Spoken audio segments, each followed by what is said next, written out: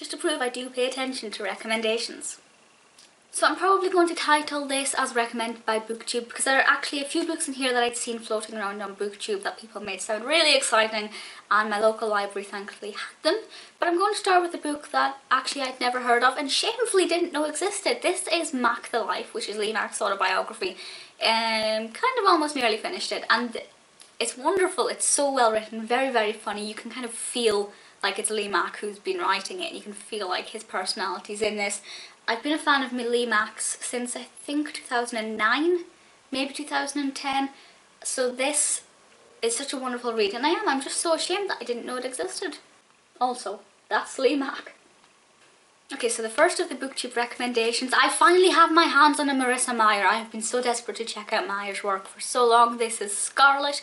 Kind of scared because if I don't like it, it means that all this hype that I've built up for the upcoming UK release of Heartless means that I'm going to be really disappointed. But this, it's a retelling of Cinderella, and I don't really know anything else about it. But we'll see what it's like, and I'm just hoping that I like the writing style. The Girl Who Circumnavigated Fairyland is another one that just the title sounds adorable.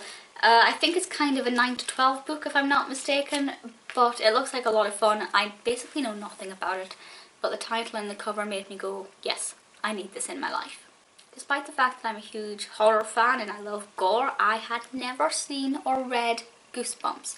So I thought, right, it's time. So this is the first book in the Goosebumps Horrorland series, and one of my biggest fears in life is a fairground. Not when it's normal, but when it's switched off at night and it's dark and nothing works or things are unplugged. That terrifies me. So I think this is going to be a little bit intimidating. Obviously it's a children's story, so it's probably not going to be too scary, but I think it could be very inspiring. The rest are all books that I just wanted to read anyway, and this is Sylvia Plath's The Bell Jar. I think I mentioned in my previous book haul that that I'd been wanting to read this, but I couldn't find it, so I had to read her poems instead.